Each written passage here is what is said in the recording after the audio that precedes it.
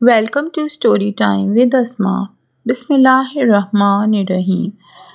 حضرت فاطمہ رضی اللہ عنہا اور حضرت علی رضی اللہ عنہ کی نکاح کا مکمل تفصیلاتی واقعہ۔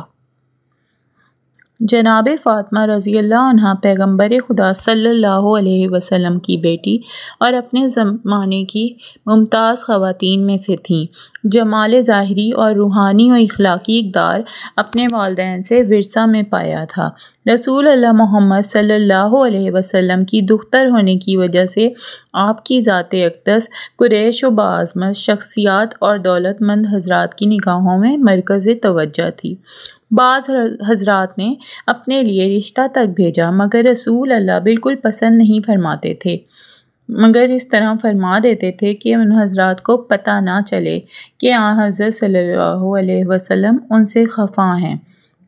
جناب رسول اللہ صلی اللہ علیہ وسلم نے حضرت فاطمہ رضی اللہ عنہ کو حضرت علی رضی اللہ عنہ کے لیے مخصوص کر دیا تھا، اور آپ صلی اللہ علیہ وسلم چاہتے تھے کہ حضرت علی رضی اللہ تعالیٰ عنہ کی طرف سے اس کی پیشکش کی جائے۔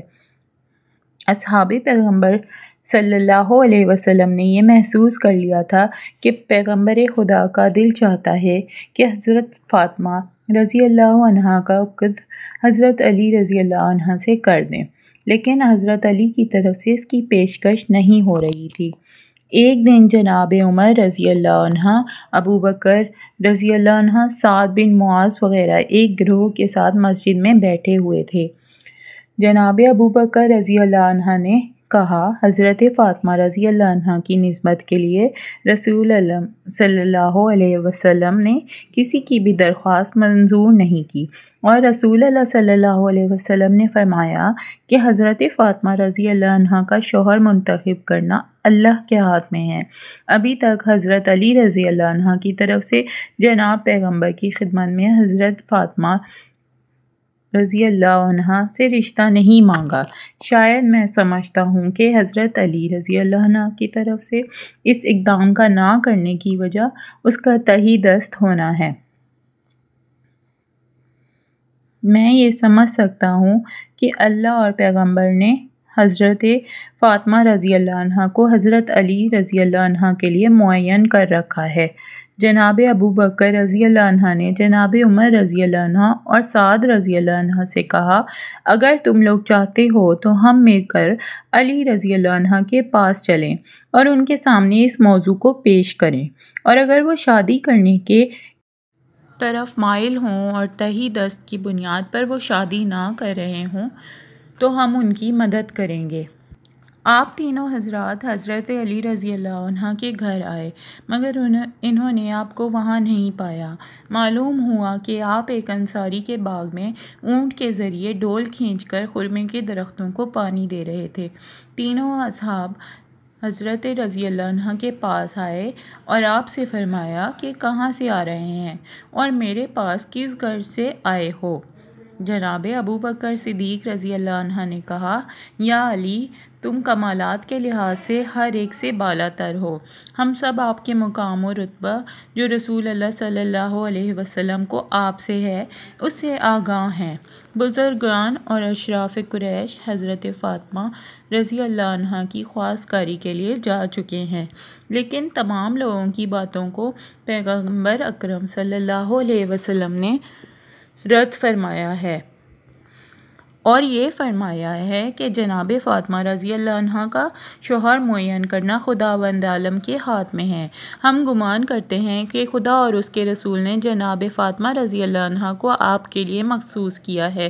دوسرا اور کوئی بھی شخص اس سعادت پر افتخار کی صلاحیت نہیں رکھتا۔ ہمیں خبر نہیں ہو سکی کہ آپ اس اقدام میں کیوں کوتاہی کر رہے ہیں۔ حضرت علی رضی اللہ عنہ نے جب یہ گفتگو سنی تو آپ کی آنکھوں میں آنسو بھر آئے اور فرمایا، اے ابو بکر، تم نے میرے احساسات اور اندرونی خواہشات کو ابھارا ہے اور اس کی طرف توجہ دلائی ہے جس سے میں غافل تھا۔ خدا کی قسم، تمام دنیا حضرت فاطمہ رضی اللہ عنہ کی خواستگار ہے اور میں بھی علاقہ مند ہوں۔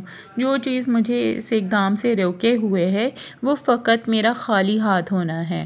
جناب ابو بکر رضی اللہ عنہ نے کہا، یا علی رضی اللہ عنہ، آپ یہ بات نہ کریں، کیونکہ پیغمبر خدا صلی اللہ علیہ وسلم کی نگاہ میں دنیا اور مال دنیا کی کوئی قیمت نہیں ہے۔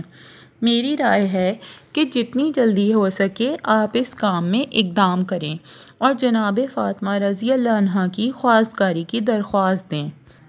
اسلام کی بحرانی کیفیت اور مسلمانوں کی اقتصادی زبوں حالی نے علی رضی اللہ عنہ کو اس دلی خواہش سے روک رکھا تھا۔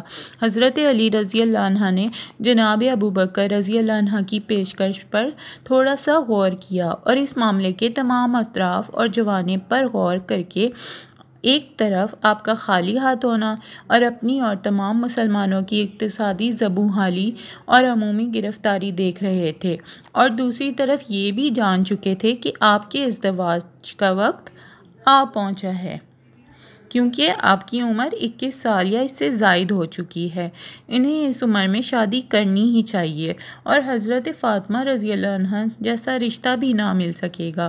اگر یہ سنہرا وقت ہاتھ سے نکل گیا تو پھر اس کا تدارک نہیں کیا جا سکے گا۔ حضرت ابو بکر رضی اللہ عنہ کی پیشکش نے حضرت علی رضی اللہ عنہ کی روح کو اس طرح بیدار کر دیا تھا کہ آپ کا اندرونی جذبہ محبت شعلہ ور ہوا، اور آپ سے پھر اس کام کو آخر تک پہنچانا ممکن نہ ہو سکا جس میں آپ مشغول تھے۔ آپ نے اونٹ اس کام سے علیحدہ کیا اور گھر واپس آ گئے۔ آپ نے غسل کیا اور ایک صاف ستھری عبا پہنی اور جوتے پہن کر جناب رسول خدا کی خدمت میں حاضر ہوئے۔ پیغمبر اکرم اس وقت جناب ام سلمہ کے گھر تشریف فرما تھے۔ حضرت علی رضی اللہ عنہ جناب ام سلمہ رضی اللہ عنہ کے گھر گئے اور دروازہ کھٹکھٹایا۔ پیغمبر اکرم نے جناب ام سلمہ سے فرمایا، دروازہ کھولو۔ دروازہ کھٹکھٹانے والا وہ شخص ہے جس کو خدا اور اس کے رسول دوست رکھتے ہیں، اور وہ خدا اور اس کے رسول کو دوست رکھتا ہے۔ ام سلمہ نے عرض کیا، یا رسول اللہ، میرے ماں باپ آپ پر فدا ہوں کہ یہ کون ہے جسے آپ نے دیکھے بغیر اس قسم کا فیصلہ اس کے حق میں کر دیا ہے؟ آپ صلی اللہ علیہ وسلم نے فرمایا، اے ام سلمہ، چپ رہو، یہ ایک بہادر اور شجاع انسان ہے جو میرا چچا زاد بھائی ہے اور سب لوگوں سے زیادہ میرے نزدیک محبوب ہے۔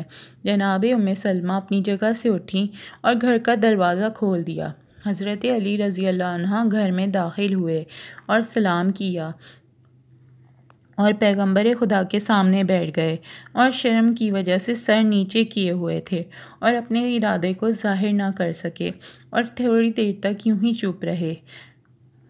آخر الامر پیغمبر اسلام صلی اللہ علیہ وسلم نے اس سکوت کو توڑا اور فرمایا، علی، گویا کسی کام کے لیے میرے پاس آئے ہو کہ جس کے اظہار کرنے سے شرم کر رہے ہو۔ بغیر ہچکچاہٹ کی اپنی حاجت کو بیان کرو اور مطمئن ہو جاؤ کہ تمہاری خواہش قبول کی جائے گی۔ حضرت علی رضی اللہ عنہ نے عرض کیا، یا رسول اللہ، میرے ماں باپ آپ پر قربان ہوں۔ میں آپ کے گھر میں جوان ہوا ہوں اور آپ کے لطف و کرم سے ہی مستفید رہا ہوں۔ آپ نے میری تربیت میں ماں اور باپ سے بھی زیادہ کوشش فرمائی ہے، اور آپ کے وجود مبارک کی برکت سے میں نے ہدایت پائی ہے۔ یا رسول اللہ، خدا کی قسم، میری دنیا اور آخرت کی پونجی آپ ہیں۔ اب وہ وقت آ پہنچا ہے کہ اپنے لیے کسی رفیقہ حیات کا انتخاب کروں اور خانہ دار زندگی کو تشکیل دوں تاکہ اس سے مانوس رہوں اور اپنی تکالیف کو اس وجہ سے کم کر سکوں۔ اگر آپ مصلحت دیکھیں تو اپنی دختر جناب فاطمہ رضی اللہ عنہ کو میرے عقد میں دے دیں، تاکہ جس سے مجھے ایک بہت بڑی سعادت نصیب ہوگی۔ پیغمبر اسلام صلی اللہ علیہ وسلم اس قسم کی پیشکش کے منتظر تھے۔ آپ کا چہرہ انور خوشی اور سرور سے جگمگا اٹھا اور فرمایا کہ صبر کرو، میں فاطمہ رضی اللہ عنہ سے اس کی اجازت لے لوں۔ پیغمبر اکرم صلی اللہ علیہ وسلم جناب فاطمہ رضی اللہ عنہ کے پاس تشریف لے گئے اور فرمایا، تم علی رضی اللہ عنہ کو بہتر جانتی ہو، وہ خواستگاری کے لیے آئے ہیں۔ آیا تم اجازت دیتی ہو کہ میں تمہارا ان سے عقد کر دوں؟ جناب فاطمہ رضی اللہ عنہ شرم کی وجہ سے ساکت رہیں اور کچھ نہ بولیں۔ پیغمبر خدا صلی اللہ علیہ وسلم نے آج جناب کی سکوت کو رضامندی کی علامت قرار دیا۔ فرمایا، اے علی، تم جلدی سے مسجد میں جاؤ، میں بھی تمہارے پیچھے آ رہا ہوں تاکہ لوگوں کے سامنے عقد کی تقریب اور خطبہ عقد بجا لاؤں۔ علی رضی اللہ عنہ خوش و مسرور مسجد روانہ ہو گئے۔ جناب عمر رضی اللہ عنہ و ابو بکر صدیق عنہ راستے میں ملاقات ہوئی۔ تمام واقعے سے ان کو آگاہ کیا اور کہا کہ رسول اللہ صلی اللہ علیہ وسلم نے اپنی دختر مجھ سے تزویج کر دی ہے اور ابھی میرے پیچھے آ رہے ہیں تاکہ لوگوں کے سامنے عقد کے مراسم انجام دیں۔ پیغمبر خدا صلی اللہ علیہ وسلم آپ کا چہرہ خوشی اور شادمانی سے چمک رہا تھا اور خدا کی حمد و ثنا کے بعد فرمایا، اے لوگوں، آگاہ رہو کہ جبریل رضی اللہ عنہ مجھ پر نازل ہوئے ہیں اور خداوند کریم کی طرف سے پیغام لائے ہیں کہ حضرت علی رضی اللہ عنہ اور جناب فاطمہ رضی اللہ عنہ کے ازدواج کے مراسم عالم بالا میں فرشتوں کے حضور منعقد کیے جا چکے ہیں اور حکم دیا ہے کہ زمین پر بھی یہ مراسم انجام دیے جائیں۔ میں تم کو گواہ قرار دیتا ہوں۔ آپ اس کے بعد بیٹھ گئے اور حضرت علی رضی اللہ عنہ سے فرمایا کہ اٹھو اور خطبہ پڑھو۔ حضرت علی رضی اللہ عنہ کھڑے ہوئے اور فرمایا کہ میں خداوند عالم اور اس کی نعمتوں کا شکر ادا کرتا ہوں اور ایسی گواہی دیتا ہوں جو اس ذات کو پسند ہو، اس کے علاوہ کوئی خدا نہیں، اور ایسا درود ہو جو جناب محمد صلی اللہ علیہ وسلم پر جو آپ کے مقام و درجہ کو بالا تر کر دے۔ لوگوں، میرے اور فاطمہ رضی اللہ عنہ کے ازدواج کو اللہ تعالیٰ نے پسند فرمایا ہے اور اس کا دیا ہے۔ میرے اور فاطمہ رضی اللہ عنہ کے ازدواج پہ اللہ راضی ہے اور اس کا حکم ہے۔ لوگوں، رسول اللہ نے فرمایا، رضی اللہ عنہ کا عقد مجھ سے کر دیا ہے اور میری زرع کو بطور مہر قبول فرمایا ہے، اور آپ ان سے پوچھ لیں اور گواہ ہو جائیں۔ مسلمانوں نے پیغمبر اکرم کی خدمت میں عرض کیا، یا رسول اللہ، آپ نے فاطمہ رضی اللہ عنہ کا علی رضی اللہ عنہ سے کر دیا ہے؟ رسول اللہ نے جواب میں فرمایا، ہاں۔ تمام حاضرین نے دعا کے لیے ہاتھ اٹھائے اور کہا کہ خدا اس ازدواج کو تمہارے لیے مبارک قرار دے اور تم دونوں کے درمیان محبت اور الفت پیدا کرے۔ حضرت زہرا رضی اللہ عنہ کا مہر ایک زرع کے جس کی قیمت 400 یا 500 درہم تھی، یمنی کتان کا ایک جوڑا، ایک گسفند کی کھال رنگی ہوئی۔ رسول اللہ صلی اللہ علیہ وسلم نے حضرت علی رضی اللہ عنہ سے فرمایا، ابھی اٹھو اور اس زرع کو جو تم نے حضرت زہرا رضی اللہ عنہ کے لیے مہر قرار دی ہے، یہ بازار میں جا کر فروخت کر دو تاکہ میں تمہارے لیے جہیز اور گھر کے اسباب مہیا کروں۔ حضرت علی رضی اللہ عنہ بازار گئے اور زرع کو فروخت کیا۔ مختلف روایات کے مطابق زرع کی قیمت الگ الگ بتائی گئی ہے۔ واضح رہے کہ بعض روایات کی بنا پر جناب عثمان رضی اللہ عنہ نے اس زرع کو خرید لیا اور بعد میں حضرت علی رضی اللہ تعالیٰ عنہ کو ہی ہدیہ کر دی تھی۔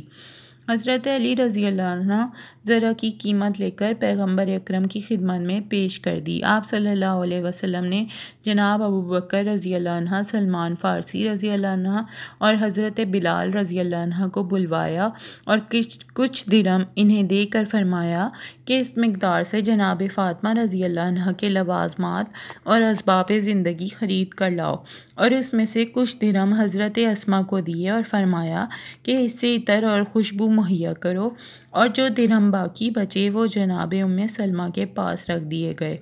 جناب ابو بکر رضی اللہ عنہ نے کہا، جب میں نے درہم کو گنا تو وہ 63 درہم تھے، اور اس میں سے میں نے یہ اسباب اور لوازمات خریدے: ایک سفید قمیص، ایک بڑی چادر سر ڈھانپنے کے لیے یعنی برقع، ایک سیاہ خبری حلہ، ایک چارپائی جو کھجور کے لیف سے بنی ہوئی تھی، 2 عدد توشک، ایک میں گوسفند کی پشم بھری گئی اور دوسرے میں کھجور کے پتے، 4 عدد تکیے جو گوسفند کے چمڑے سے بنائے گئے تھے، جن کو اسخر نامی خوشبودار گھاس سے بھرا گیا تھا، 1 عدد چٹائی ہجری نامی، 1 عدد دستی چکی، 1 تانبے کا پیالہ، پانی بھرنے کے لیے 1 عدد چمڑے کی مشک، کپڑے دھونے کے لیے 1 عدد تھال، دودھ کے لیے 1 عدد پیالہ، پانی پینے کے لیے 1 عدد برتن، 1 پشمی پردہ، 1 عدد لوٹا، 1 عدد مٹی کا برتن جسے صراحی کہا جاتا ہے، فرش کرنے کے لیے 1 عدد چمڑا، 2 عدد کوزے، 1 عدد ابا۔ جب جناب زہرا رضی اللہ عنہا کا جہیز جناب رسول اللہ صلی اللہ علیہ وسلم کے سامنے لے آئے تو آپ کی آنکھوں سے آنسو جاری ہو گئے اور سر کو آسمان کی طرف بلند کر کے فرمایا، خدا اس شادی کو مبارک کرے جس کے اکثر برتن مٹی کے ہیں۔ حضرت علی رضی اللہ عنہ کے گھر کا کل اثاثہ ایک لکڑی کے جس پر کپڑے اور پانی کی مشک ٹانگی جا سکے، گوسفند کی کھال، 1 عدد مشک، 1 عدد تکیہ، 1 عدد آٹے کی چھنی۔ صفحہ نمبر 49 سے 66 تک۔ کتاب فاطمۃ الزہرا رضی اللہ عنہا اسلام کی مثالی خاتون، مؤلف آیت اللہ ابراہیم امینی۔ جزاک اللہ۔ اگر آپ کو یہ تفصیلی قصہ پسند آیا ہے تو please like, share and subscribe my channel. Thank you.